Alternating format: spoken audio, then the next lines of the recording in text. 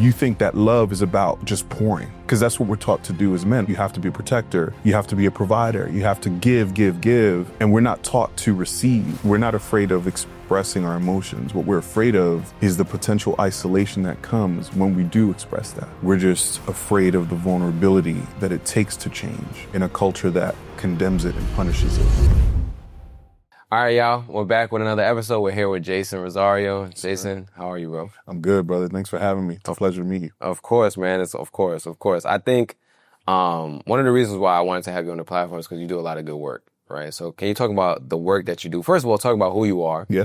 So people know who you are, and then talk about the work that you do on the platform that you've created for men. Amazing. So my name is Jason Rosario, born and raised New Yorker, uptown, Bronx. And so I like to joke that I'm Batman by day, Bruce Wayne by day, Batman by night. I like that. Because by day I lead inclusion and diversity at an advertising company. Okay. But my passion work is men's work, right? Helping men sort of embark on the journey to transformation, to becoming the best version of themselves, a fully embodied version of themselves. And so I launched back in 2017 a platform called The Lives of Men that's dedicated to that, right? So one of our taglines is that we want to be the compass that helps men navigate their life's journey across every aspect of their lives, right? So when we think about who we want to be and how we want to embody that vision of that masculinity, what does that look like in both our personal and professional lives? And so that's the work that I'm dedicated to do. Why you started that? Like, what made you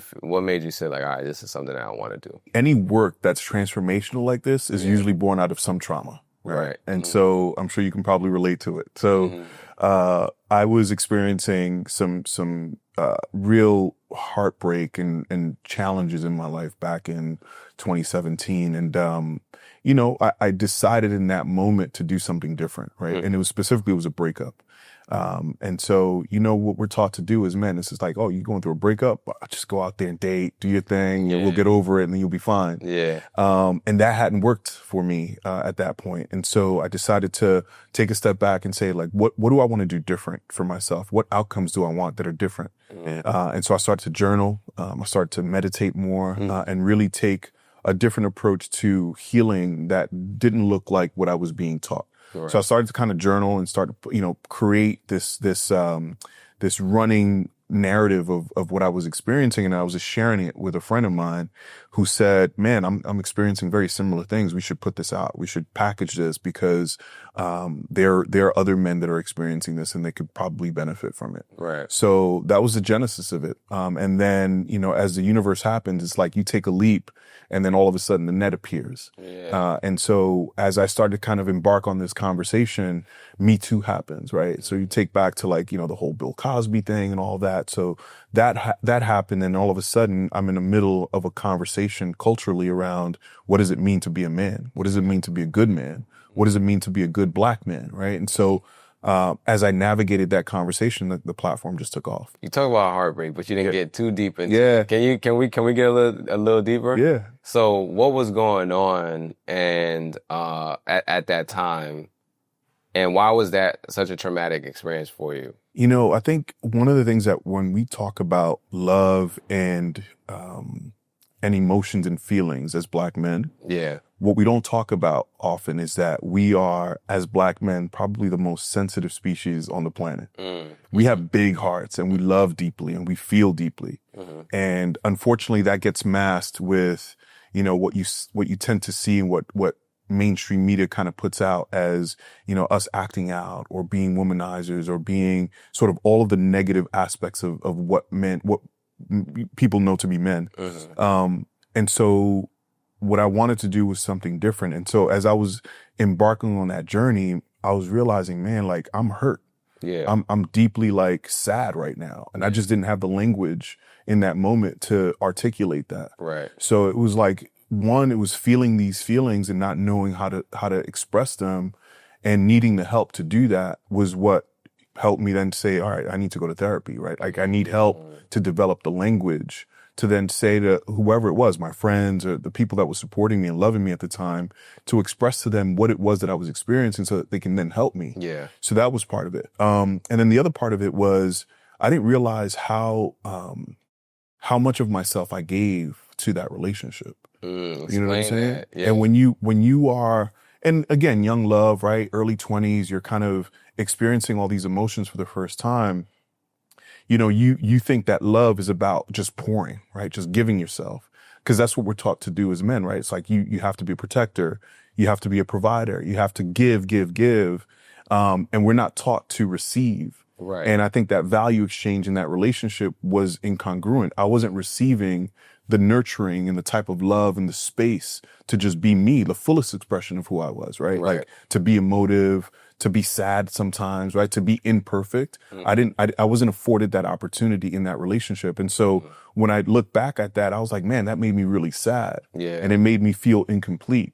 So I was like, man, I don't want to do this anymore. I don't want to feel like this anymore. So I want to take some time back and say, what do I need to do to give that to myself first and foremost before I look for it in another person? You're saying a lot of great stuff. These are things that I think a lot of us need to hear. And it's very true. When I talk to men about relationships, this is kind of like, or like breakups, this is kind of like where we go, where it's like, you know, I was doing a lot and I was compromising pieces of myself and then it still wasn't enough or it was enough, but then I was feeling depleted. Right. I've had that happen where like I'm in a relationship and my partner is happy, but I'm not happy. Right. A lot of people talk, like when they're in relationships with men, like they may be happy, but the person, like their guy is probably not, like he probably couldn't be, he probably not happy. Right. So it's like, are you dating now? One. And then also my other question to you, if you are, is like, how are you navigating trying to make sure that you don't fall back into that same like dynamic? Because I think it can be difficult for us as men because there's so much, you know, there's so much language and like there's so many people that's kind of like pressuring us to kind of, you know, assemble or get those roles or, you know. And social media is hard. Yeah. Social media is like, don't go on Instagram, Twitter, TikTok for any dating advice, right? Because it's like the culture is the culture of like, the expectation that women, to the extent that we're in heterosexual relationships, right?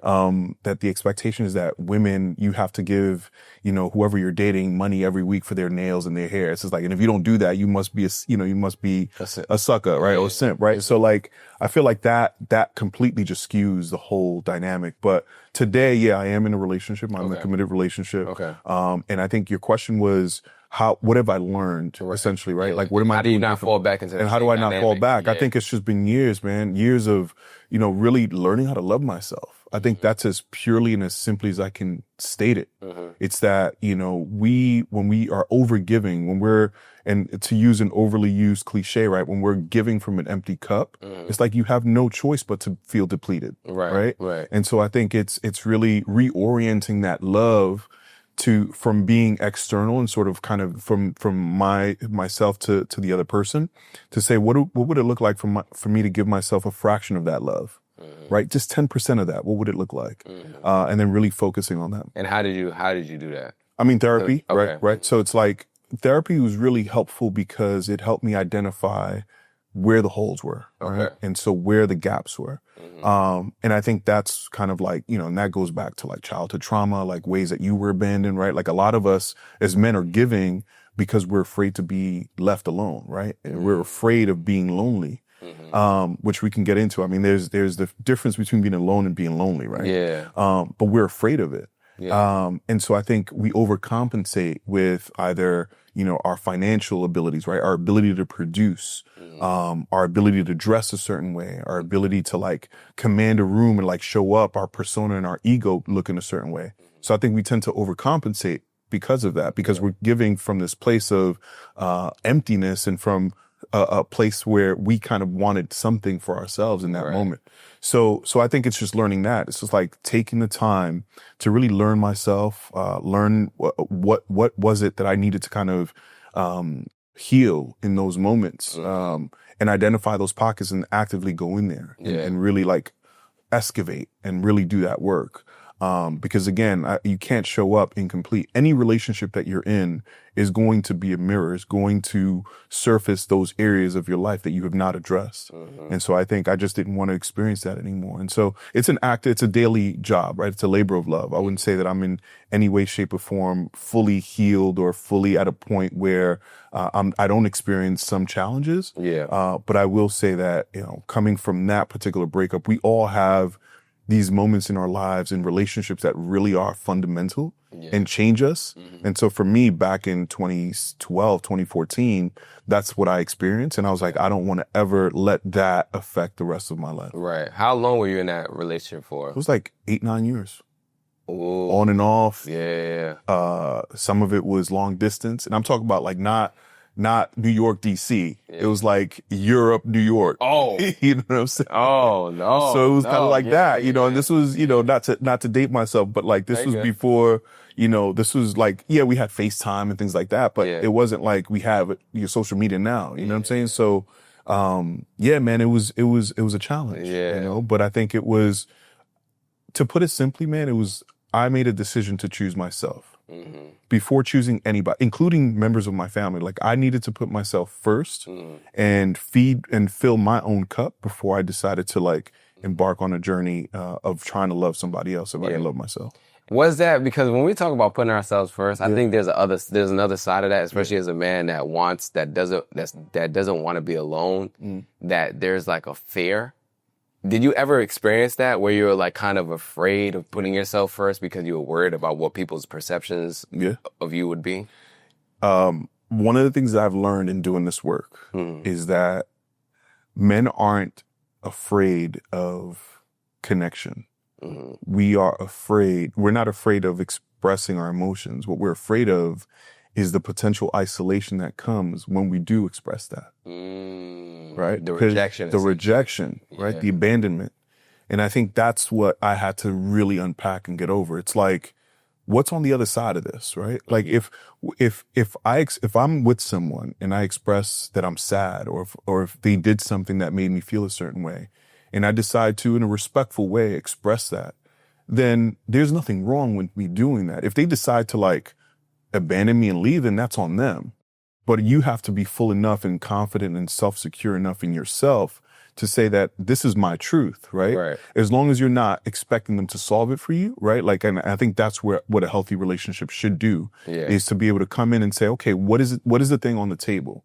And what's yours, right? Like as a man that you have to deal with, and what's your partner's to deal with, and then figure out what's the relationship stuff that you have to deal with, and then unpack that together. And I think if you have a partner that's willing to do that, then you're good, right? You Gucci, because then this is a matter of like unpacking that. But I think so many of us don't do the work of, as men, right? First and foremost, understanding what our own issues are.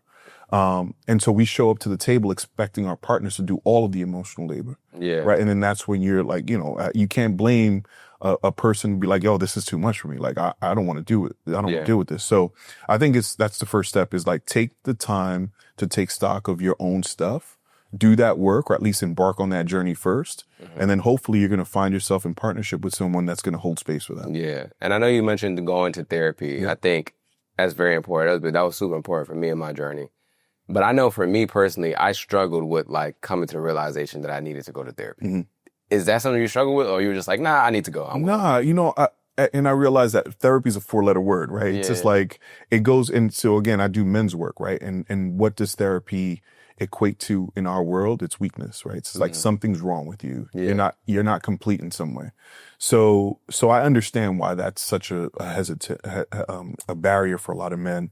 But for me, it was just like, I was just fed up. So you were ready for change. I was ready for change, and I feel like sometimes you get to that point where you're like, I don't know what's out there, but whatever's out there is better and more exciting and hopeful than where I am today. And so I'm just going to run to that. And so that's what it was. And you felt like therapy was the bridge to that. That was because I mean, everything else wasn't working, right? Like, me going out and dating other women, me going out shopping and spending money none of it was feeding the future self that I wanted to be. And so I was like, all right, well, let me try this other thing, right? Because it's, and it was incredibly helpful. I love that. What was one of the biggest things that you felt like you learned in therapy? To take a breath, right? To take a breath and ask the question, is this true? Right. Right, for yourself. Okay. So you might be in a situation, you're experiencing something, someone said something that triggered you. Okay. And instead of reacting in that moment, take a breath and say, is this true for me? Is this true in the situation in this moment? And is this true for me, right? Like somebody might be saying something about you and you're like, oh, like it's making me feel a certain way before you react. And I think that's such an important thing because, again, as men, we are taught oftentimes that the only emotion that is worthy enough to be expressed is anger, right? And so what happens when we feel threatened or when we feel, disrespected? It's like we tend to respond in anger. And so if you were to take that moment and say, all right, well, is this true? Then you can choose from the menu of options and emotions that are available to you. You can question the question, decide to, maybe, so it's just a different way to respond as opposed to reacting. All right, I'm interrupting this podcast episode to let you guys know to leave a review on the podcast. Please, please, please, if you are listening to this episode and you're finding value in this episode, you're enjoying the conversation, or you've enjoyed a previous episode or conversation, and it's safe to operate your phone right now, please leave us a review. Your review is a free and easy way to support us, and it helps us reach more people like you. We're on a mission to build a stronger, more connected Black community, starting with Black men. And you can help us on that mission by taking a minute out of your day to leave a review. Your review helps us generate more listeners, which in turn generates more revenue, allowing us to expand the platform even further. So please take a few seconds out of your day. I know you're busy. I understand. I know you're doing a lot, but it will help us greatly if you would just take a few seconds out of your day to leave a review right now. Did you leave a review yet? All right, let's get back to the episode. With the work that you do, you talk about like what it means to be a man, right? So, in your opinion, what would you say are some of the biggest misconceptions around what we believe or what society believes, being a man is? Yeah, that's a great question because, again, in the time that I've been doing this work, I've learned again that men are not unwilling to change. Mm-hmm. We're just afraid of the vulnerability that it takes to change in a culture that condemns it and punishes it. Right? Mm-hmm. So that's number one. Number two, we are not afraid of emotions, but again, we're afraid of the isolation that can come when we do express those emotions and they're not heard or received. Right. And the problem isn't connection, right? Like there's so much conversation right now around men experiencing this crisis of connection and community. Yeah. The problem is not connection and community. The problem is that we are taught to value control over vulnerability, right? You need vulnerability. You need to be vulnerable to create connection and community, right? Whether it's with other brothers or, community at large. And I think those are some of the misconceptions because I'm in, not just because I do this work, but, here and just in this moment right now, we've just connected, we're building community, and we're being vulnerable. And I think it's not because it's not available to us. It's just that we are afraid of what is it going to look like if I come up and I express something to Kizzle and he doesn't respond the way that I want to, or this person that I'm dating said something and I respond to it and she doesn't respond the same way. Like, what do you do in those moments? So I think it's really about addressing, the root causes of some of those things and not sort of looking at the surface level and saying, oh yeah, well, men just don't want to change. Men are just stoic and they're just like, behaving badly, so to speak, or this word toxic masculinity that's been thrown around. Like it's masculinity on its own. It's not toxic, right?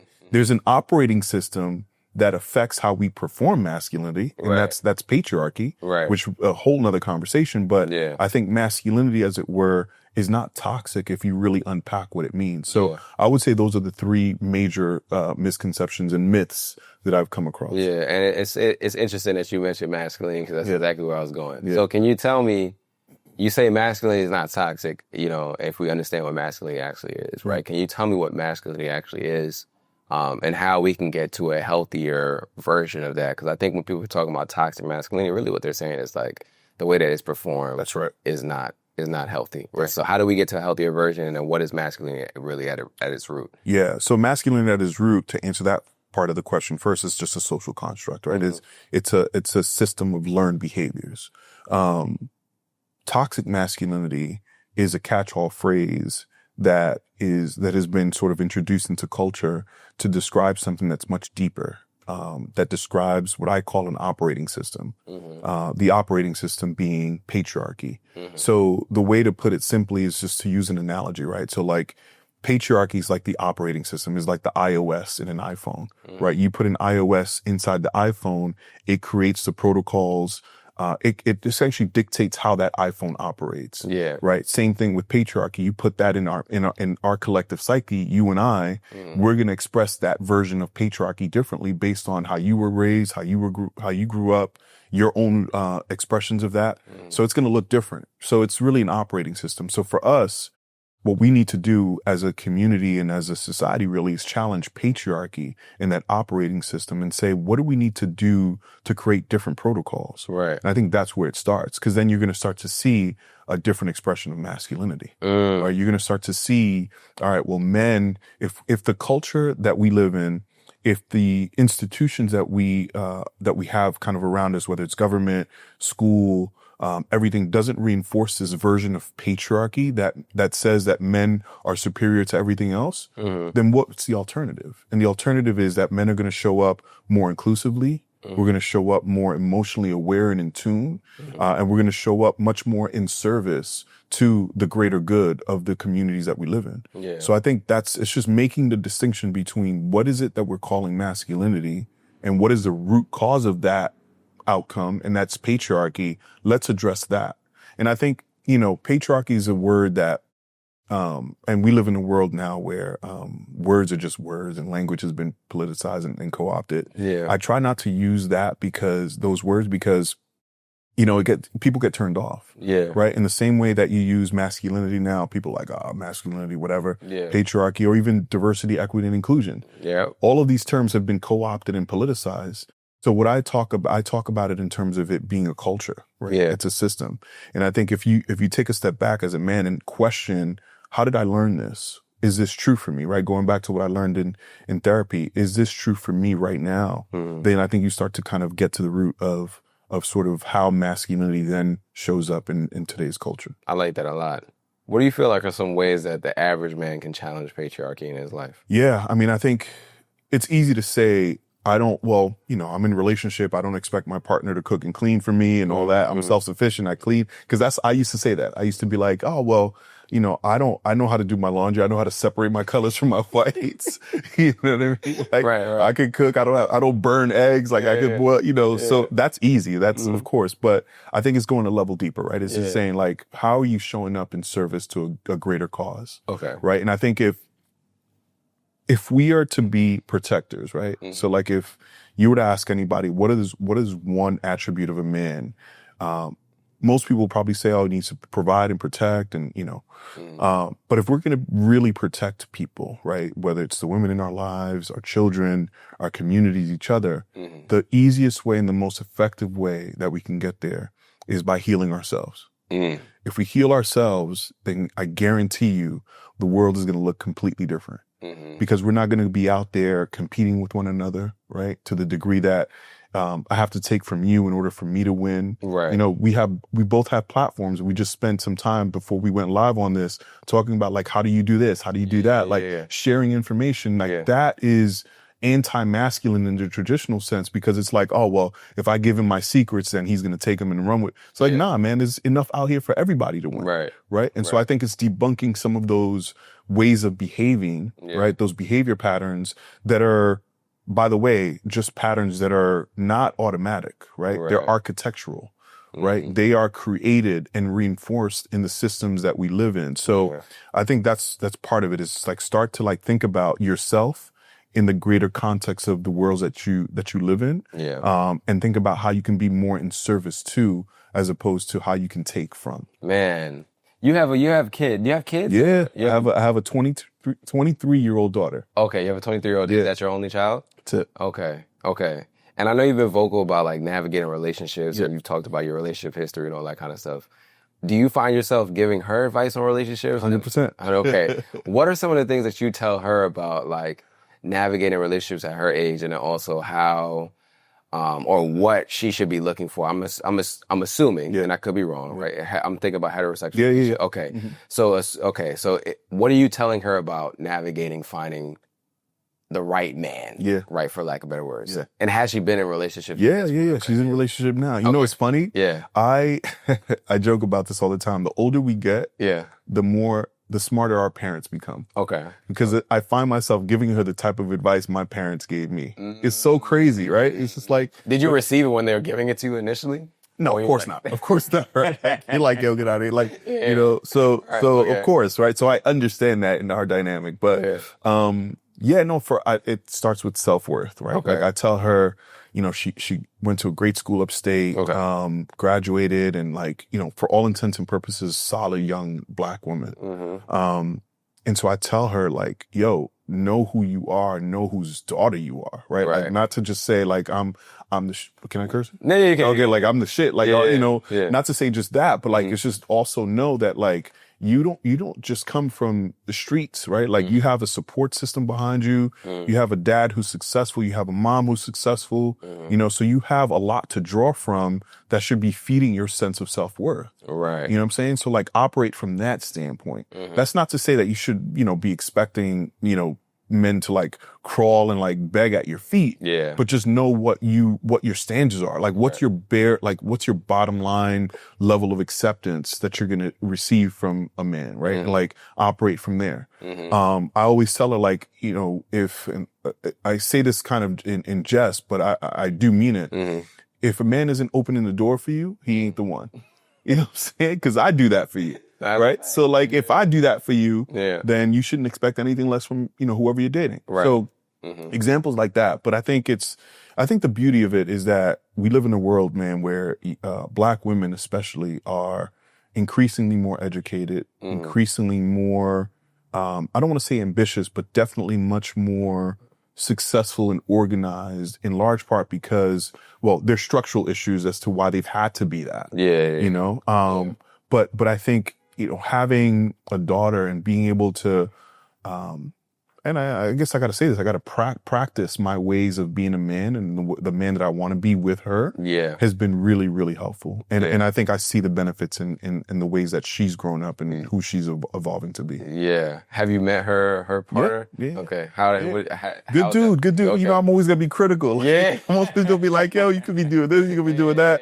But, you know, I think part of it is just like, I got to let her find her own way, you know? I think one thing that I give advice to whoever's watching, right? Like if you're a father to a young lady, I think it applies to whether you have a son or not too. But, I always said, just let them in, like let them into your life. You know what I mean? Like be open and be vulnerable with them. Because hopefully over time that'll be reciprocated. And so I was just gonna ask you that, like, how's your relate? Like, did she tell you? Yo, like she'll call me. She'll be like, "Yo, Dad, you know, I went on this date and I'm like, oh, like inside I'm like, oh, right, but I'm like, oh, really? Tell me more, right? Like just having that relationship because it's helpful. You know what I mean? The other thing I would say is like if you're a parent to again, boy or girl, is I always say to my daughter, I'm here to give you as much information as I can to help you make good decisions. That's my only role. I'm not here to tell you what to do. I'm not here to like I'm just here to say, here's the information you need. Do with that what you will. And I think that's incredibly helpful in empowering them to become their own people. You know? How did you disconnect from or detach from like wanting her to be a certain way? Because I feel like a lot of parents, like they suffocate their child with like what they want them to be. And it sounds like you've gotten to like a healthy balance. And I want to know if it was always that way or if you had to like learn over time to get to that point. I'm talking a good game right now. I'm talking a good game right now. Now talk to me. You know, I can't say credibly that I've like given it up. Like I've been able to like detach completely. She's always going to be my kid. You know what I mean? And I'm always going to have high expectations. I'm always going to be able to see, you know, like the beauty of wisdom is that you can look at someone and be like, yo, you don't even see everything yet. Like perspective is such a valuable thing. right? And so like having that perspective that I have as a father and as a person, as a man who's grown up and has seen a lot, I'm like, yo, you don't even know what's in front of you right now. You don't even know what's waiting for you. Like life right now, your biggest problem is like, oh, my friends are going on vacation and I want to go, but I don't have the money. Right. Whereas when you get to my age, bigger problems exist. Right. Like, so don't drown in that cup of water right now. Cause know that, you're going to have other issues. But I think it's just that, like being able to say, all right, to talk to myself and be like, all right, she's your kid. You got to trust yourself, Jason, that you've given her enough for her to navigate the world. And then your job is just to be there, right? Be there to answer questions, be there to be a backstop whenever you need to.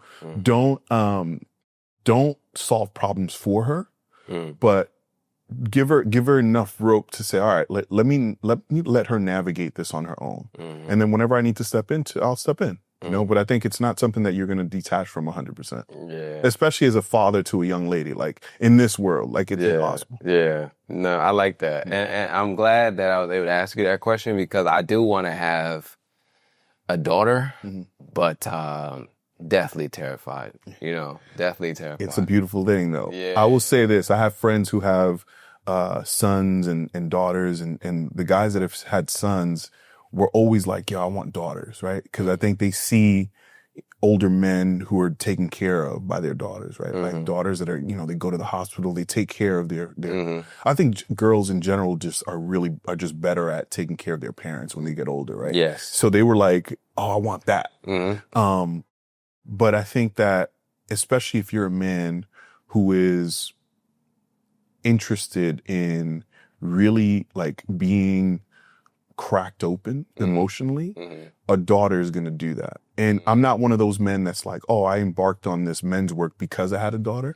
Or because before I had a daughter, I had sisters, I had, mom or whatever. So like, that's not it.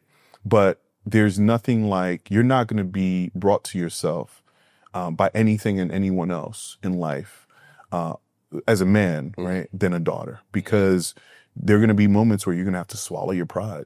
There's going to be moments where they will call you out and there's nowhere to hide. There's going to be moments where you're going to be like, yo, I fucked up.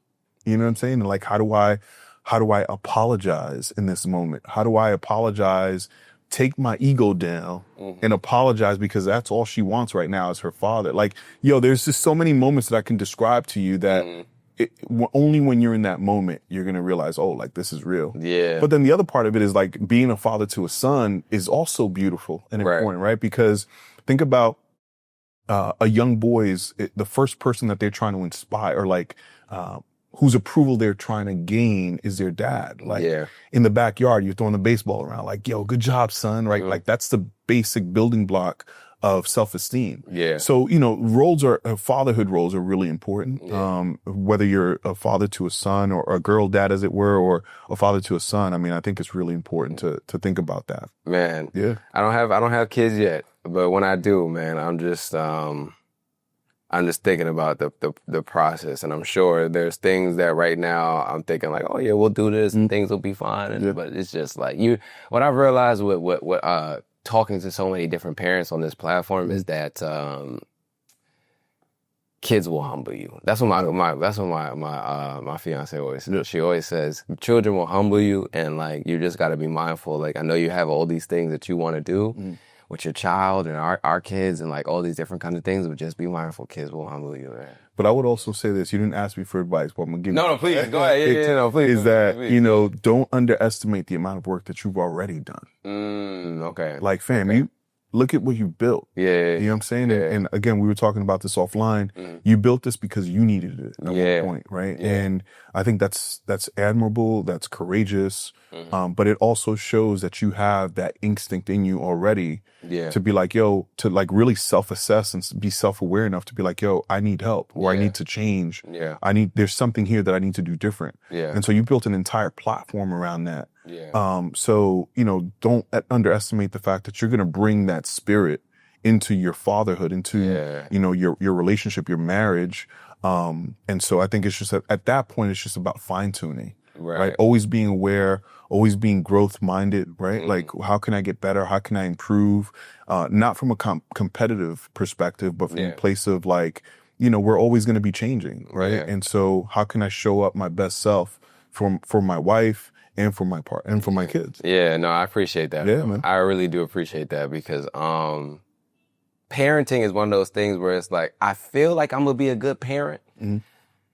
But I'm still terrified. You know what I'm saying? I'm like, damn, I don't know. You don't know what you don't know, right? I haven't had kids yet, you know? So it's like, I don't know what's going to happen. And then like children are like, I feel like you could like, I see my parents, I feel like my parents are good parents.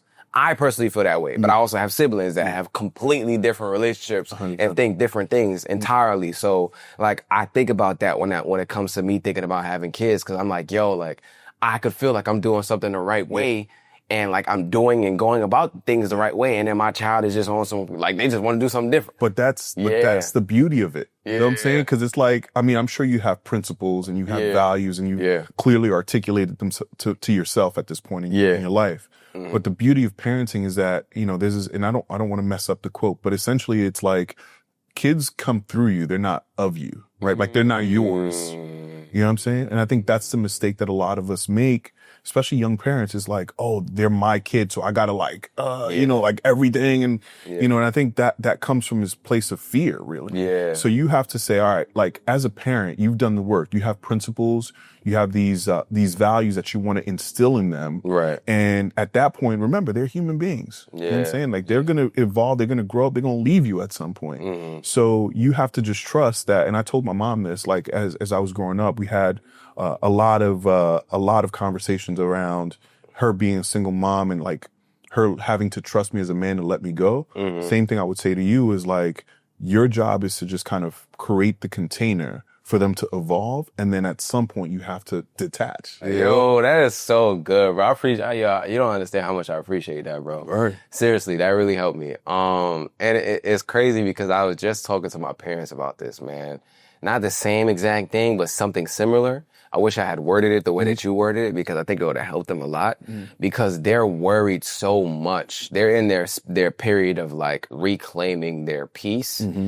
I feel like as a parent, there's different stages. Early on is like a lot of anxiety and fear. Like, I gotta make sure everything's good with this child and blah, blah, blah. As they get older, like you start to kind of lessen that a little bit because they start to kind of navigate the world by themselves. But then you have some kids where you feel like you need to put a little bit more time and attention into.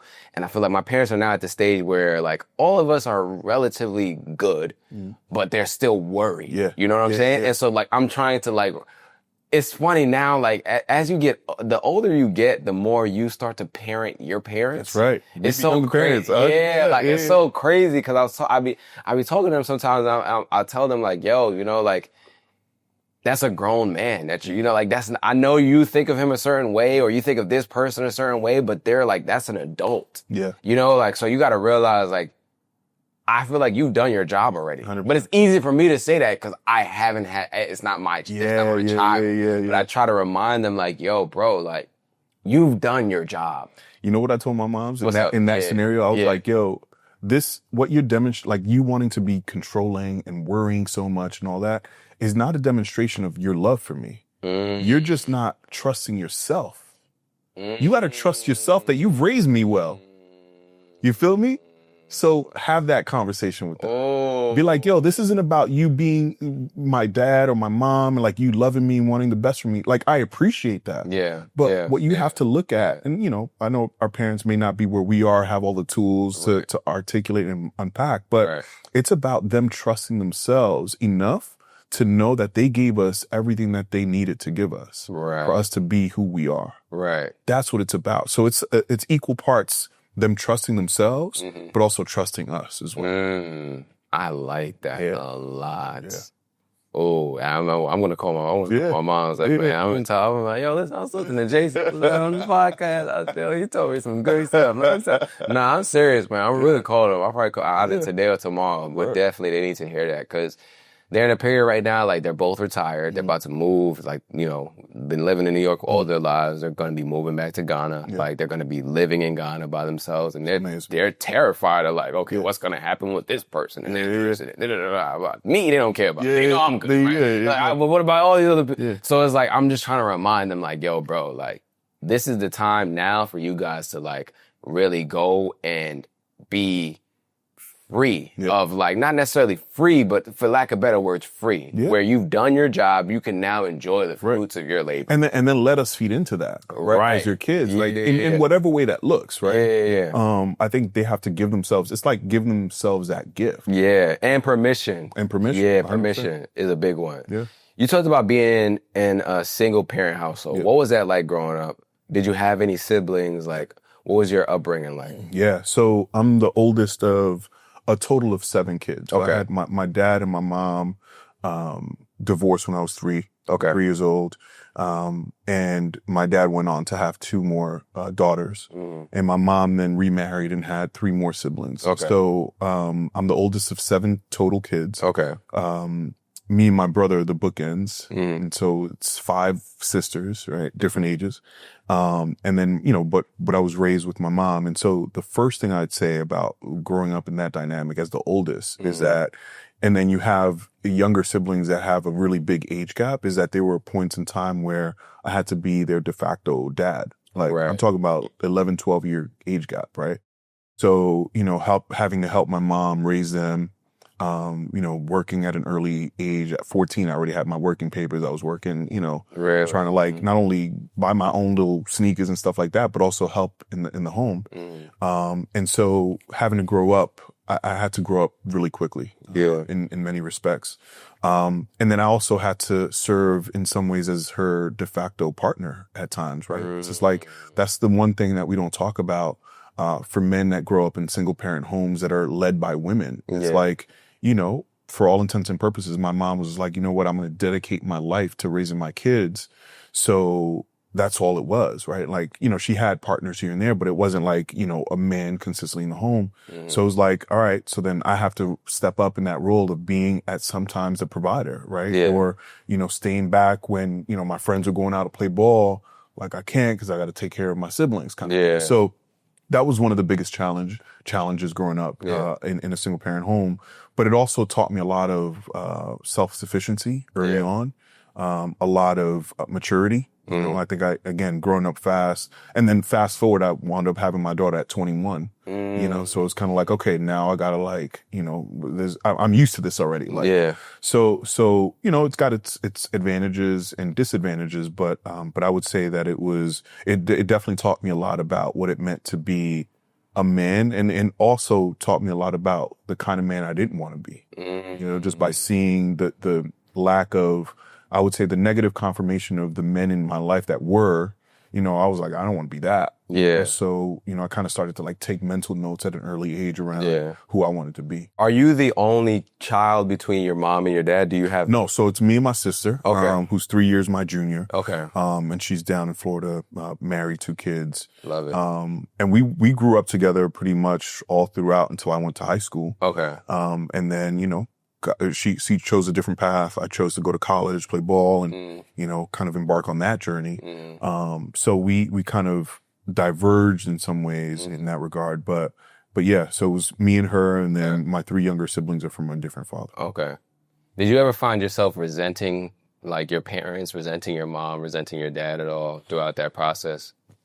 You're hitting me right in the heart, not only because it's a great question, but because it's something that I'm in this moment still unpacking and dealing with. I'll just share it. Like right now, there's a strain in my family. There's a strain between me and my mom and my siblings. In large part because I would say just lack of communication, to be honest with you. I think we're just not talking honestly and openly. But I think if your question was if there was resentment, I think there has been resentment. You know, I think there has been resentment in that while it's admirable that my mom decided to say, you know, I'm going to dedicate every living minute and resource to raising my kids. Yeah. I also think that at this point it creates a bit of a burden because it's like, all right, now you're older. Now it's our responsibility to take care of you, you know, and if you had a partner, then maybe that responsibility would be shared. Yeah. And it wouldn't feel so like, not that it's a burden, not that she's a burden, but but it's like, oh, like we got to make sure we got to, you know, and then as the oldest, right, the person who's probably more advanced in his career, you know, is probably more stable. Yeah, it pulls a lot. Yeah. I feel that pressure, bro. Yeah. So it's kind of like, I don't know if there's an understanding of that. I think that there's also certain things that have been said and done that I'm just like, yo, that's just incongruent with how you grew up. Like, I had to deal with certain things because of the decisions that you made when I was 12, 13, 14 years old that you turn around right now. You're not giving me any grace on. You know what I'm saying? So like, it just feels a little bit unfair. Yeah. It just feels a little bit unfair. So, you know, but again, I know that that's where I need to do some work because I tend to, you know, one of the things that we all have flaws, right? You're all kind of actively working on them. Yeah. One of the things that I know I need to continue to work on is that my default is like when I'm hurt, especially when it's like someone really close to me, a friend, family, I just detach. And I'm just like, all right, you know, I got to remove myself because I'm so deeply hurt that not only do I not feel like, going back to what I said earlier about like me expressing this hurt, whether it's going to be received or not, I rather just like deal with that hurt on my own and just kind of just detach. For self-preservation, not because I'm trying to be a dick or whatever. It's just like, I just feel like I don't want to risk being hurt more by someone that I love. So I'm just like, you know what? I'm going to just take a step back. It's a defense mechanism. Yeah. 100%. Yeah. You're protecting yourself. 100%. That's how you know how to protect yourself. 100%. And that's all I've known, right? Like, again, like going back to a young man, like not having resources, like, oh, I just got to like, okay, I got to like close up and like, this is my safe space. Like, you know, and so that's something that even as a 45-year-old man, I got to like. You still got to navigate. Yeah. There's a concept of an inner child. I'm sure you know it. Yeah. You still have younger Jason inside of you that still operates when things happen, and younger Jason is trying to protect you right now. 8-year-old Jason, I can tell you what he's on his 8th birthday. I can tell you what he was wearing, what he got for his birthday, what toys he was playing with. Like it's that vivid. Yeah. You know, and so I think to your point, 100%, that's still in there. Man, I'm glad you opened up about that because now it's giving me the space to open up about my situation, man. So I want to speak on that. Like, so you're talking about like family strains. I had that in my family too, right? Where like I have an older sister that I never talk about. How many siblings are you? We have an older brother, older sister, me, and then my younger brother. So 4.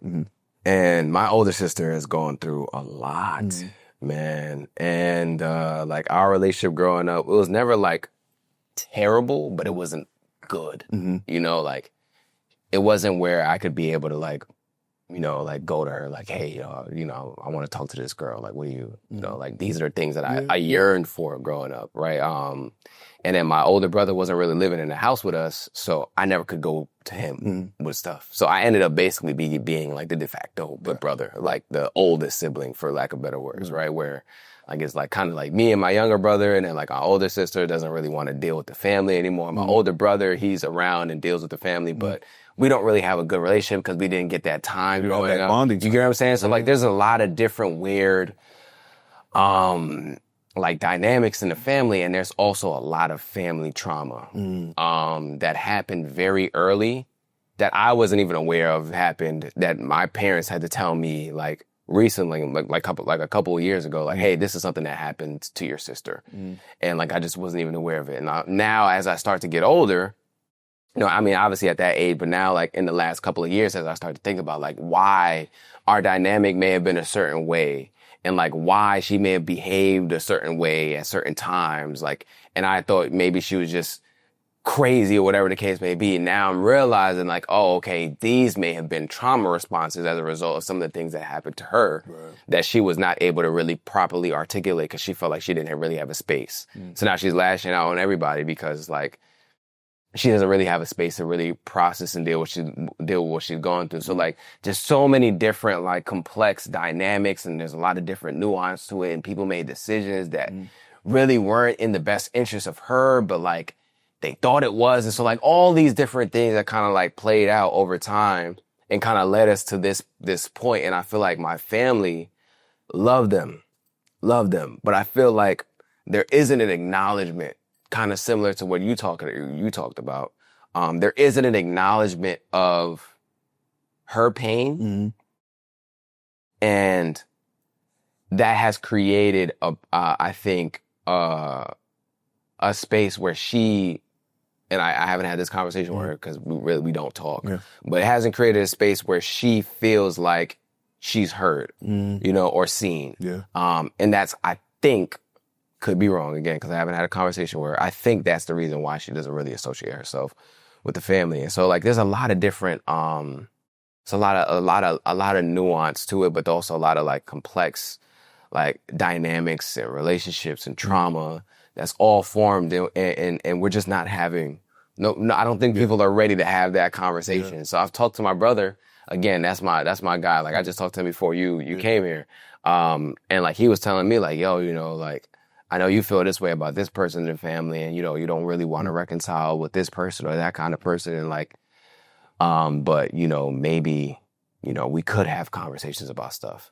And I told him like like in order for there to be reconciliation, like people have to be willing to be open about like their role in some of the trauma. Right. They have to be also willing to say like, yo, I didn't handle that the best way. And like, I'm going to take accountability and say like, yo, I didn't do a good job there. Like I need to apologize or whatever. Right. And I don't know if people are ready to have that 100%. Conversation. You know what I'm saying? So like, I'm kind of operating in that space where it's like, I'm doing what I can to protect me, while at the same time, like, still trying to figure out how do I forgive folks? Because I feel like a part of my childhood was stripped away. That's right. Like, because I didn't get to really fully experience my sister. Yeah. I didn't get to fully experience being a child, being like the like, for lack of better words, like the middle child. Like, I didn't get to experience that.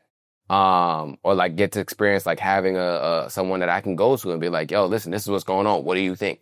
Right? Because going to your parents about stuff, they give you a certain response, but a sibling, an older sibling, like it's a different, there's a lot of wisdom that an older sibling has that parents don't have. 100%. So I didn't have that. So like I find myself like really angry and upset and harboring a lot of resentment, which is why I was asking the question. I was like, I deal with a person, so I just want to. No, I hear you. You know what I'm saying? And not to make this, because I know this is an interview, but like, I want to ask you a question too. Go ahead, please. Like, because you mentioned a crime. I'm guessing of course, you're Ghanaian, African. I'm Dominican. My family's from the Dominican Republic. Okay. So there's a cultural aspect to them too. Where there's a lot of pride. Like our cultures, our people are very prideful people, man. So like, I think that also, at least for me, it contributes to like the inability to like have a kumbaya, like let's put it all on the table moment. I wonder if that's part of. And you know what the thing is? So my dad's Ghanaian, my mom is Trinidadian. This is not only a Ghanaian, it's a mixture. It's a Caribbean African thing. Yeah. I don't know if it's a prideful thing or more so like what I personally think it is I can explain it better than I can kind of give you like what the characteristic is. I think it's that was a long time ago, and let's not revisit that. Let's just leave it alone. Yeah. Right. Because if we do revisit that, we're going to have some very difficult conversations about the fabrics of our relationships and like how we handle those things. Yeah. And we're going to have to like really look ourselves in the mirror and say, yo, that was kind of fucked up. 100%. You know what I'm saying? And so I think it's more so that than a prideful thing. I think people... But that's pride, though. Okay. Like, not wanting to admit that you did something wrong is prideful. Not something that... And I think that the thing is that there's a difference between not wanting to admit that you did something wrong and then just saying, you know what, I did the best I could with what I had at the moment. Right. That you can give grace to, right? Like, there's mercy in that. Yeah. Whereas, like, yo, I just did it, whatever, like deal with it, and I think that's where a conversation could unpack that. And really, it's not about correcting the past. It's also not about bringing the past to the present and just like leaving it and let it be messy. Yeah. Right? It's about like, let's just understand what it is. Yeah. Let's acknowledge what it is. Cause I think the lack of acknowledgement is what causes most of the harm. Yeah. It's not about the thing. Yeah, the thing occurred already, right? Yeah. Like we've already lived our lives. But if you don't acknowledge it, that just makes me feel like you don't care. Yeah. Or you just don't even see me. Yeah. You know, and I think that's the role of families. It's like, yo, it's not going to be perfect, but let's just see each other at least, you know? Yeah. And you know, you have a great point there too. And like, I'll be honest here. Like I haven't tried to introduce the conversation to anyone outside of my parents. Right. And there's other people that are involved that are not just my parents. Right. So like, I haven't tried to do that. I think part of the reason why I haven't tried to do that is because, again, there's been a lot of resentment. And I think trying to navigate giving myself time to navigate the resentment before bringing up the conversation is very important because I think going into that conversation with a lot of harbored resentment is not really it's not really a great space to be in. So I'll say that. So, and I'm saying that to say that I don't necessarily know if folks would be like, let's leave it in the past, or if they'll be like, hey, I tried to do the best that I could. You know, so I don't really know. So I want to give grace to them because I haven't given them the space to even explain, you know? So like, I just know what I've heard about the situation. From what I've heard about the situation, like it just has left me with a lot of resentment, a lot of questions. And I think that's what's bothering me more than anything. I think it's the questions that I have. And I think it is important for me to have a conversation at some point, but like I said, I'm still dealing with the resentment before I can even get to a point where I'm able to say like, yo, let's sit down and talk about this. And then also another part of that is too, I'll be honest, like I'm fearful of the rejection of like, nah, we don't even want to talk about that. Yo, bro, let me remind you that you have a platform called Express Yourself Black Man on your shirt. You know what I'm saying? I'm just reminding you that. I appreciate I'm just reminding you that. Because I think that's real. That's real. But at that point, it's not on you. You've done your part. You've brought it to the precipice. You brought the thing to the forefront and you're just like, this is the thing. And then let it be what it is. And then at that point, you have choices. It's like, okay, you can let that continue to eat at you, or you can just be like, you know what? I did my best. And that's it. Yeah. I appreciate that, bro. You know what I mean? Because this is something that like, it's so crazy, bro. I've had multiple episodes on the podcast, bro. I've intentionally, I've talked about a lot on this podcast. A lot. Depression, anxiety, suicidal ideations, breakup, blah, blah, blah, blah, blah. People are like, man, how do you talk about all these things? And like the one thing I have not talked about that has really bothered me, that's like really at my core, that even in therapy, we didn't even really get to. I didn't even let my therapist touch it, was my relationship with my sister. You know, it is so complex, bro. And there are so many different like feelings, layered feelings, bro. Like layers and layers and layers of feelings there. Questions that I have for her, questions I have for my parents, questions for other people in the family. So many different layers there. Do you think that shows up in your current relationship? With Naima? Not real. No, it doesn't show up in my current. Or has it? No, no. It hasn't shown up in my current relationship. What I will tell you though is, anytime it's brought up, I know she knows very well that I'm not really fully like through the situation. And so, it's a subject that like, when we have a conversation about it, she knows to kind of just let me, you know what I'm saying? Like, let me just speak, right? And let me also be irrational in certain moments. But she's also been very pivotal for my journey of like going through the process, bro, because like we just had a conversation. It's so crazy. She doesn't even know that. I haven't even told her this. We were having a conversation the other day when we were on a drive. We were driving to New York and we were talking about the situation. And I was talking about certain members of the family that I really blamed for like not doing right in that situation. And then she made it very clear to me. She was like, yeah, but there's other members of the family that you've kind of accepted their role in it. So don't you feel like you can do the same for this member of the family? And that kind of shattered like my reality, because I was living in this reality of like, well, this person is to blame. And like these other people, they're good, you know, they're fine. Like, but this person is the one.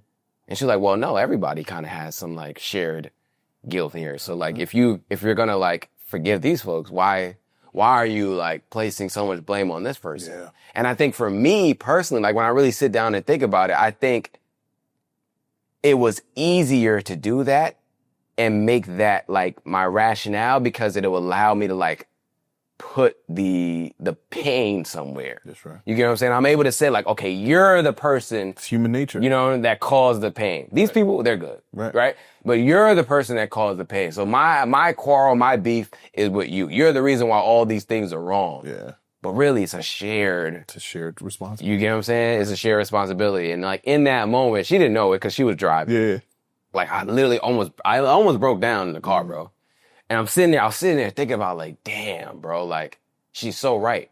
And it was such an innocent way that it wasn't like she was trying to like make me upset her. And she was like literally just innocently just saying it. You know what I'm saying? Like, bro, she doesn't even realize like it really broke the reality that I was living in, like the false reality that I created around the situation to kind of help me to kind of soothe myself around like how I felt about it. So, but all of that has helped me to get to a point where I'm realizing like, man, there is a need for reconciliation, and I'm getting closer to the point where I feel like I'm able to like really actually have a conversation with some of the folks, or even not have a conversation if that's where things end up going, man. But like, yeah, like to say, like I'm saying all that to say, like I've intentionally stayed away from the subject of talking about like family relationships and like, you know, siblings and all that kind of stuff, because it was always a sore subject for me. And like now in this stage of the podcast, like in like the last few episodes, I find myself talking about it way, way, way more, which is something like for me, I know that that's a sign that I'm getting to a point where you're getting closer. Yeah. You're getting closer. You're definitely dipping your toe into that space. And I think that's going to be a major, demarcation point in your journey, you know, and that like, again, not to use a overly used cliche, but go ahead. What you resist persists, you know, and I think whatever's on the other side of you confronting this is going to be so liberating, not just for you, but of course for the audience, for the podcast, for the platform. Yeah. So I would say just give yourself grace and give yourself the time, whatever time you need. Yeah. And it's not going to look the way that you envision it in your mind. Just leave room for it to look however it's going to look. Yeah. I think that's very solid advice, bro, because we have a vision of what it should be, right? Yeah. Like, oh, I'm gonna talk to this person, and they'll give me all the breakdown, and I'll be able to know, and blah, blah, blah. There will be this big hoop, happy kumbaya.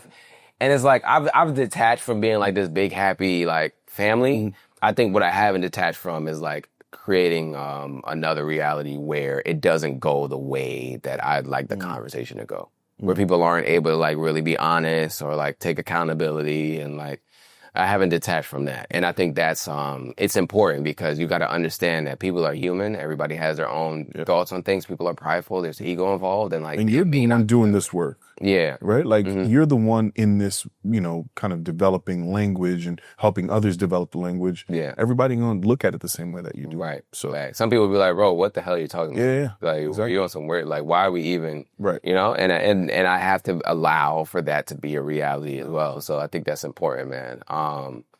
Man, family. Family is one of those things that's like, bro, you're gonna have things with family that you have to navigate. Yep. You know, and it really does shape the way that we show up when it comes to the relationships, everything that we do, when our healing, all of that, bro. Yep. So, man, how long have you been in therapy for?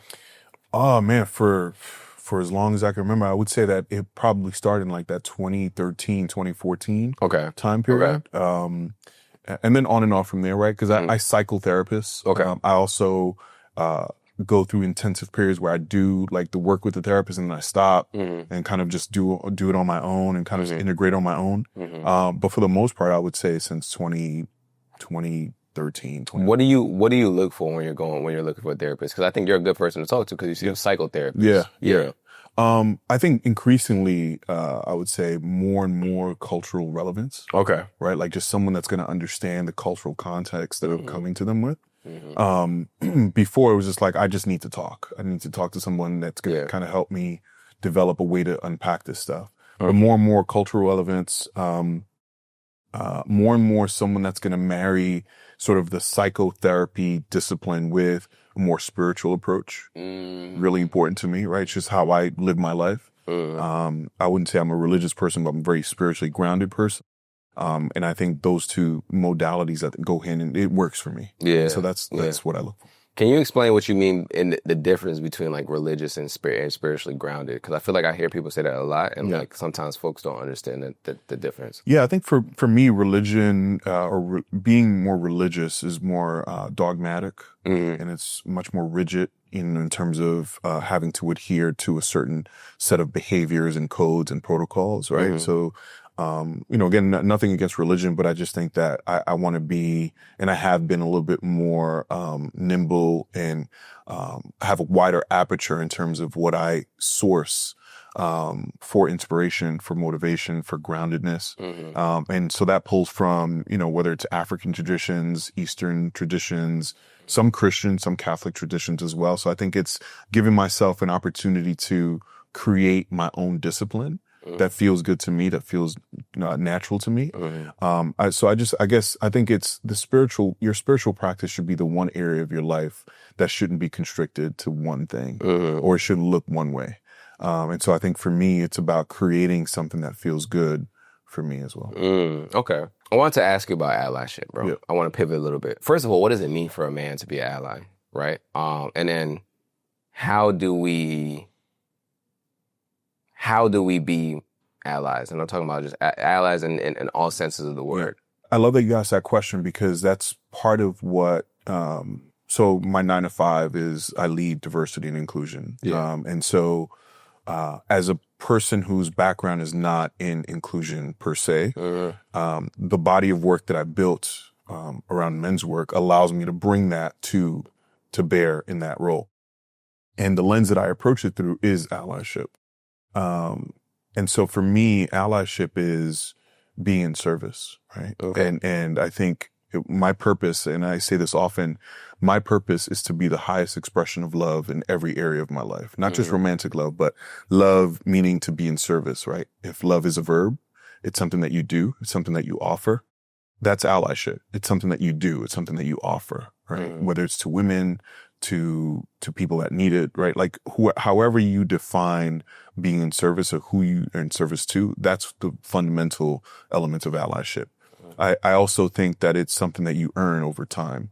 It's a body of work that you build, right? It's how you show up. And I think in some ways, sometimes allyship looks like, for example, in our work, I'm sure you're invited to panels all the time. Yeah. Sometimes it's about giving your seat up, like physically giving your seat up to someone else on that panel that probably has a better point of view to offer. I like right. That. And I think sometimes, man, we get caught up in like the ego of it all. Like I need to be the person in front of the camera. I need to be the, one speaking on the stage. But for me, sometimes allyship means giving that space up for someone that might have something more poignant to say. I like that. Knowing when to remove your ego. That's right. Is a big part of it. That's right. Yeah. Can we get a little bit deeper? Yeah, let's do it. Yeah, so we have a new tradition.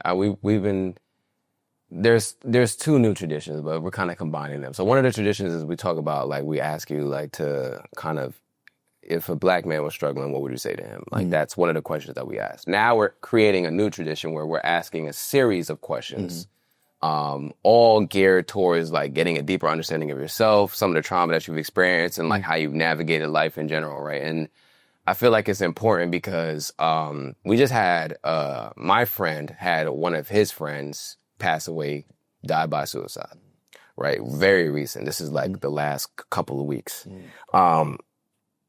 And he challenged me to speak more about, like, navigating depression and suicide ideations and all these different kind of things. And one of the ways that I want to implement that is, like, every podcast episode, I want to ask our guests, like, a series of questions around these things, just to see if you haven't experienced it, it's fine. But if you have, like, it'll be helpful because there may be someone like the guy that died by suicide that would hear something like this and be and think differently, right? So, well, the first question is, have you ever had a moment in your life where you felt like you were navigating depression? If you did, what was that like? And, how did you get out of that? Or are you still in it? Yeah, in the spirit of vulnerability, I'm in it now. Okay. Like now, like I woke up last night at 3 a.m. with a panic attack. Like last night.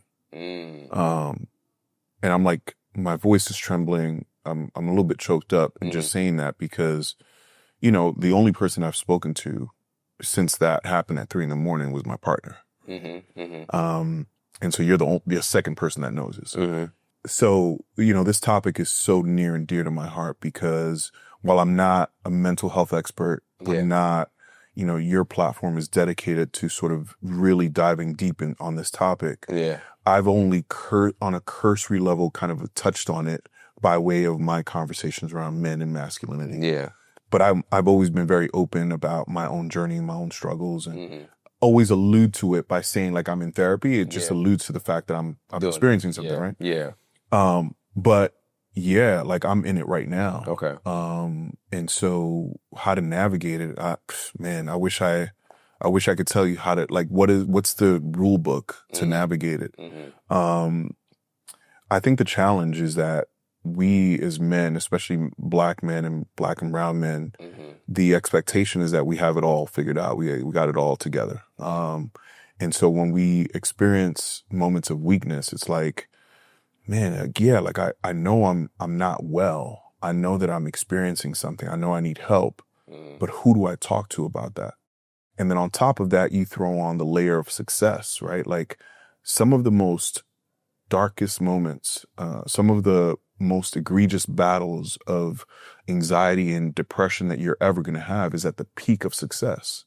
Because what happens at that moment, you're like, yo, I've achieved the thing. Like I'm there. So who can I go talk to? Because if I call somebody, they're like, yo, you're successful. You got this, you good. Like, what are you talking about? Right? So that I'm experiencing a lot because it's like, yo, who do you talk to? It's a very thin air at that level. Right. And then ideations of like, yo, I don't want to be here anymore are very scary. Like I've been having more and more intrusive thoughts because I'm like, yeah, like, what is this all for? You know, like, ain't nobody gonna miss me, even though that's not true. And I think what gets me back, part of what gets me back is the acknowledgement that that's a little bit selfish to think that way. Like, yeah, I can remove myself and then, you know, fine, I won't feel anything anymore. But how selfish is that to my mom, to the people that love me, them not having me here anymore? And so that is, I've never tried, you know, to attempt suicide or anything like that. I have a great deal of respect for that conversation. But I will tell you that a lot more of us experience those thoughts than not, you know? And I think what also happens to be a trigger for some of those thoughts and feelings is when you are, like you and I are, have acknowledged a version of ourselves that we don't want to be anymore. And are actively doing the work to leave that persona and leave those behavior patterns in order to become this new version of who we want to be. And then the tension that creates. And the tension that creates in every aspect of our lives, right? Like in our careers, you start to question, is this career path that I've chosen the right one, right? Or the one that's bringing me the most fulfillment? Is this relationship that I'm in the right one? Is this, you know, so like you start to question everything and you're just like, yo, like this shit feels destabilizing, you know? And so I think I'm actively in that moment right now where I'm just like, yo, at 45, I should have it all figured out. And I'm successful. I have a homeowner, investments, all this stuff. But I'm like, yo, there's still something that's missing. And I feel like that's what I'm grappling with right now. And that leads to depression and anxiety. So yeah, I don't know if that answers the question. I don't want to like add more to the question. No. You're good. This is exactly what the question is supposed to do. It's supposed to create a space where you can be honest about where you are so that we can have a deeper conversation. You know what I'm saying? So it's doing what it's supposed to do. I think my question to you from here would be, one, how long have you been feeling this way? Two, if you had to be very honest, and you don't have to, like, feel free to, you know, not answer the question, what do you think is missing? 'Cause I feel like sometimes we know, but it's hard to be honest about like what it actually is. So first question is, you know, how long, and then what do you think is actually missing? I can't say how long because I've been aware of it for a really long time. I mean, that's part of why I started the work. You know, so it's like my way of addressing this thing that I know has always been sort of under the surface. Yeah. That I want to kind of excavate and bring out to the forefront. I think it just ebbs and flows. Like the intensity of it ebbs and flows. Okay. I'm not saying I don't feel joy. Like I feel joy all the time. Like there's pockets of joy, but then there are also like these highs are then sort of like balanced with these really deep lows. Yeah. And I want to get to a more, a level of stasis where it's just like, it's not that extreme. Right. So that I would say has probably been a really long time. And then I think what I think is missing, if you were to look at me like we just met, right? So like you look like you got it all together. Like what's the problem? Right. Right. I think it's just, I'm very aware of like the fact that there's more, right? Like there's more to be, there's more to do, there's more to achieve. And so I think what ignites this sense of anxiety and depression is that somewhere in my mind, I've told myself the story that I haven't done enough. Right. And that I'm falling short of the ideal and the bar that I set for myself. Right. Right. Like, yes, society has set a bar for us, especially as black men. Like there's certain things that we absolutely have to hit society wise, but then that bar is even higher for ourselves. If you're ambitious, if you're, all that. And so I think that's what I'm struggling with is like, I've set the bar so high for myself that like, the journey to achieving it feels daunting sometimes. But then what's even worse is like, even the thought of like saying to myself, it's okay if you don't go after it feels even worse. It's like, there's no compromise on that. Like I have to get to that point. It's like, or die. You know what I'm saying? So I feel like it's just part of what I'm trying to do right now is, remind myself like that's all artificial. Right. None of that's real. Right. You know what I'm saying? Like I've lived a really good life. I'm in service to the community that I love. I've done my best to be a good person, right? Not just a good man, but a good person. That should be enough. Right. You know what I'm saying? And everything else is a mint on your pillow. Yeah. But I think it's just the quest and that constant, striving for more and to be more is what I think triggers it. Do you feel like what you've done right now is valuable enough? And do you feel like the people around you reaffirm that value? Yeah. Yes and no. Okay. So I had a birthday in August, and one of the questions people kept asking me was, how do you feel? And my answer has been pretty much the same, and I'm starting to change my language on it because I realize that, language is important. But I kept saying, if I were to die today in this moment, like I've lived a great life. Like there's nothing to be ashamed about. There's nothing to regret. Fulfilled in every aspect of the word. And thinking about, like, I just turned 45 and life expectancy is maybe 80, 85 nowadays. It's less for black men. Yeah. So if I have another 30, 40 years of my life, 20 of them in relatively good health, then I don't have that much time left. So I want to make those 20 years the best they can ever be, So that's kind of what I've been focusing on. And so like, it's equal parts recognizing that, like you've done all the things. Without a father figure in your life, from the Bronx, like young dad, like all the statistics, all the levers were against you and you've still overcome them. Right. Be proud of that. Right. That's something to be proud of. And just know that whatever the thing that you're chasing is artificial and is I don't want to say unrealistic, but it's a figment of an imagination that sometimes isn't yours. Yeah. Just be okay with that. The fact that like being good enough is good enough. That's not to say that you're going to be complacent. Yeah. That's not to say that you're not going to have ambition. Yeah. But you don't have to chase this thing at the expense of your health and your relationships. Yeah. And I think that's what I'm trying to kind of, parse out is like, what's reasonable, what's attainable, and what's just like, okay, I'm not willing to pay the tax for that. Right. I think, and you let me know if I'm wrong. I think one of the things that I'm hearing is you're struggling with being content. And content is different from being complacent. 100%. You get what I'm saying? Yeah. Like, okay. So content is, yo, bro, like life is actually great. Like, doesn't mean that there isn't another level to get to. But like if I'm looking at life right now, my life is actually amazing. It reminds me of a post real quick that I just saw. Go ahead. A friend of mine just posted it. He was like, yo, today you're living on the other side of the goals that you set for yourself 3 years ago. The way that I think about that is also you're living in a past prayer. But continue, please. No, continue. that was it. I mean, I think if I remember that the goals, the house that I live in today, the car that I drive, the sitting in front of you having this conversation are all products of goals that I've set for myself at some point. Yeah. Then, so that then leads me to also accept the fact that whatever goal I have in the future is not going to bring me any more happiness, right? So it's about the now. Yeah. Like the future is just a series of right nows. And so I think it's to your point, like, just be content with that. Can I give you some unsolicited advice? Please. Okay. Well, first of all, I want to ask you this question. Do you practice affirming yourself in the morning or at any point in time? I will say that it'd be a lie if I told you that I do, because a practice means that it's consistent. Yeah.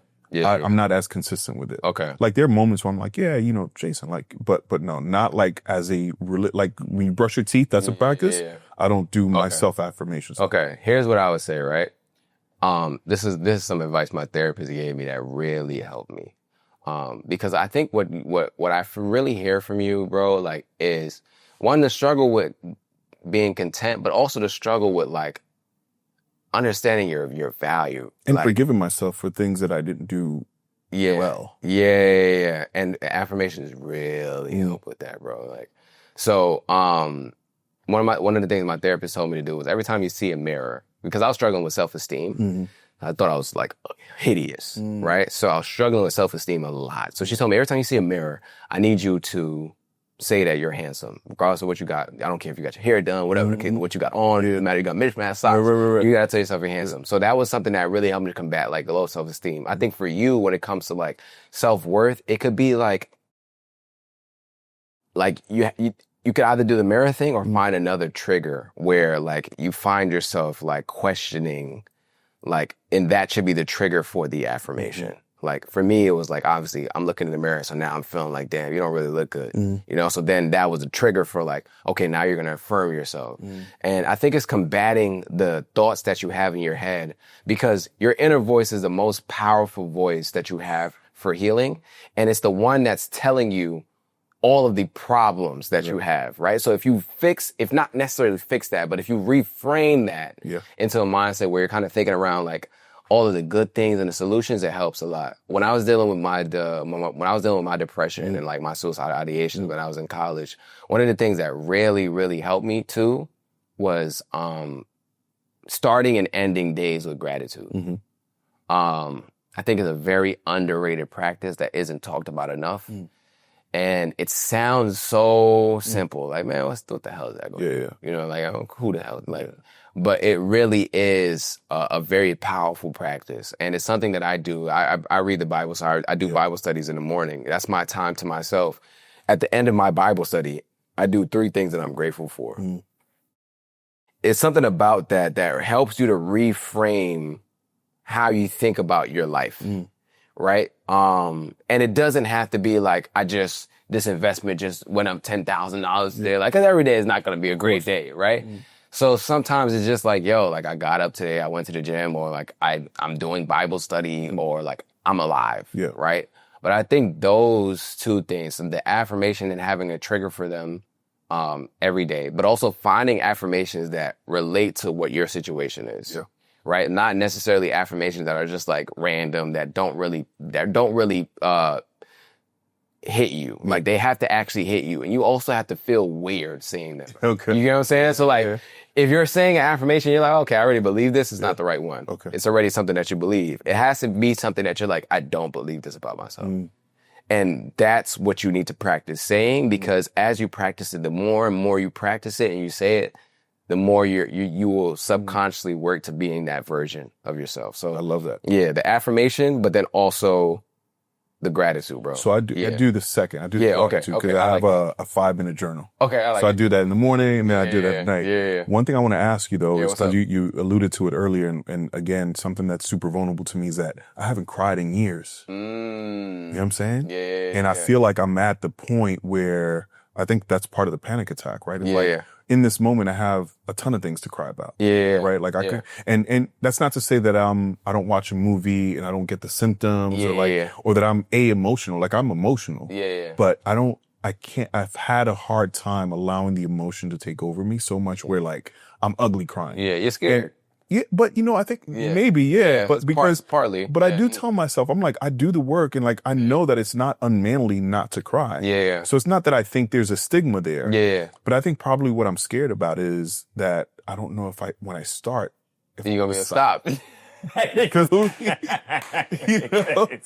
am I going to be able to stop? Yeah.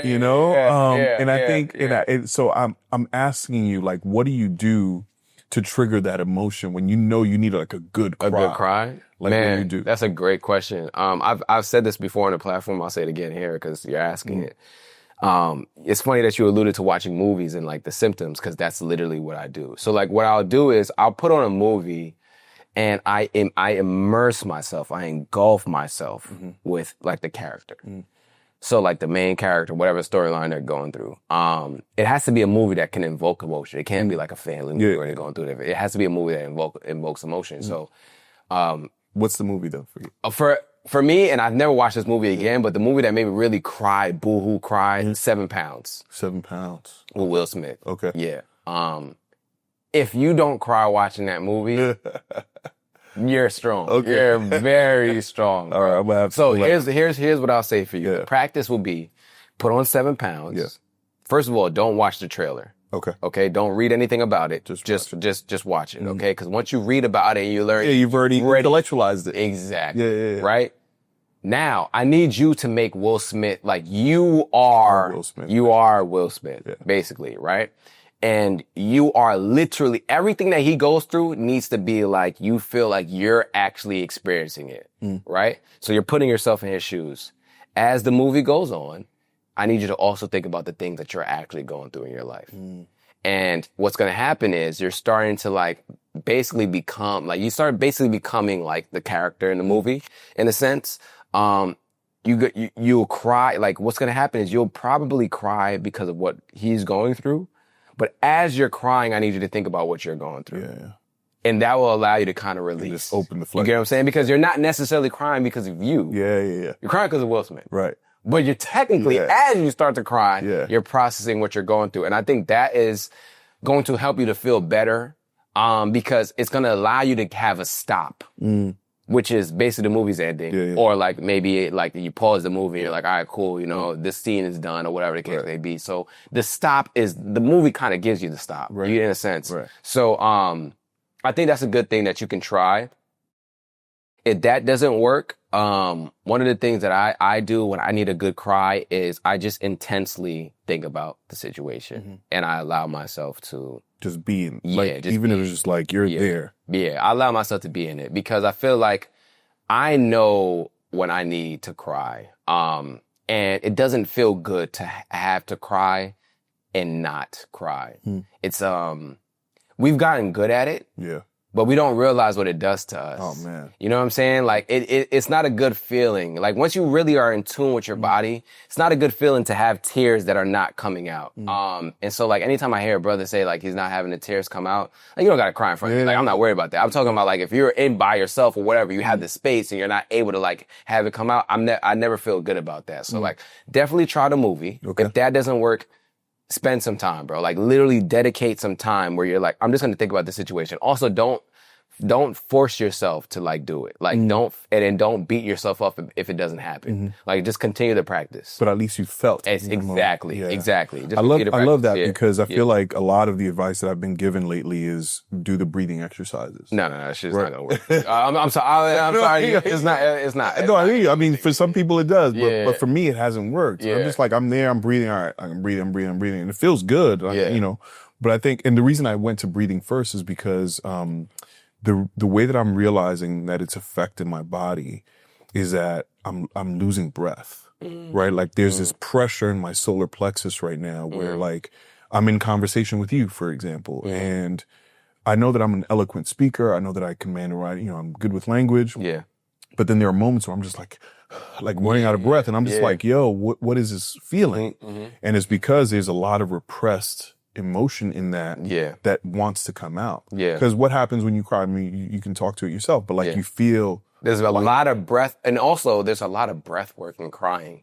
Yeah. When you're weeping, you're there's a lot of breath work in there. People don't even realize that. And that's also part of the process of your body, like letting go and bringing back in. You know what I'm saying? So like, definitely try. Like the reason why I say the breath work doesn't really work, the reason why I personally think the breath work won't work, at least not for me, is because breath work has always traditionally been for me something that I do as a way to get out of something, not to get into something. You get what I'm saying? So like if I'm dealing with something that's deep, I need to get out of it. So like I get my breath back. Right. You know what I'm saying? Right. But if you want to cry, you have to get into it. Yeah. You get what I'm saying? So that to me doesn't really work. It's more of a preventative versus like a process itself. It's not an igniter. Yeah, you get what I'm saying?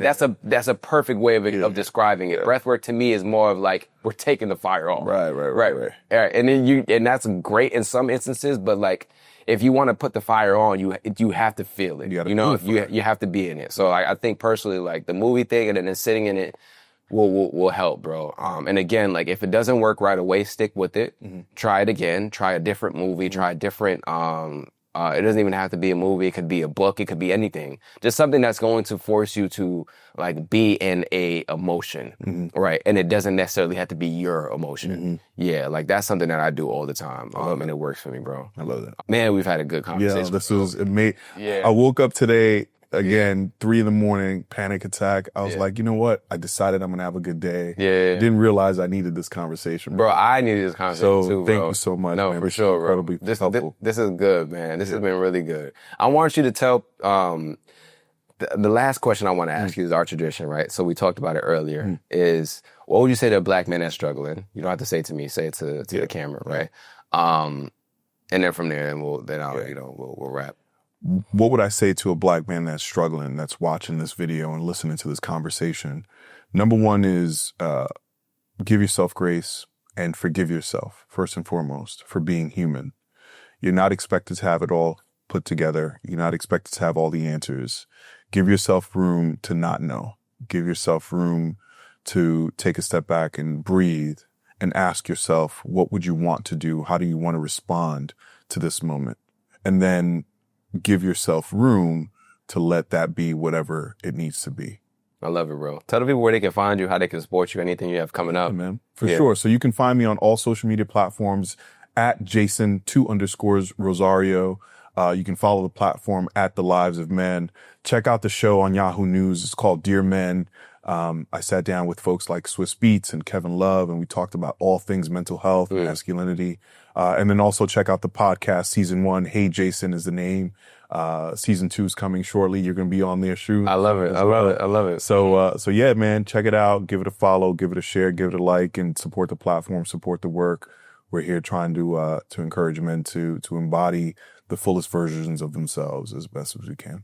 Jason, my brother. My man, thank you so much. Thank you so much for watching this episode. If you are planning an event or you are part of your organization's Black employee group and you are interested in having dope Black mental health professionals or myself come in and do a speaking engagement or a workshop or a keynote address or a panel, please click the link in our bio on Instagram or TikTok, scroll down and click book us for speaking and brand deals and fill out the form available on our website. Once you fill out the form, one of our team members will get back to you about how we can collaborate and create something dope for your organization. This is an unparalleled opportunity. We are currently the largest Black men's mental health platform, and we have a few slots available for our calendar year, and we would love to partner with you to create something dope for your organization if it makes sense for both parties, right? So go to the link in our bio, scroll down, click book us for speaking and brand deals, and fill out that form. If you're not on Instagram, the link should be linked in our description of this episode.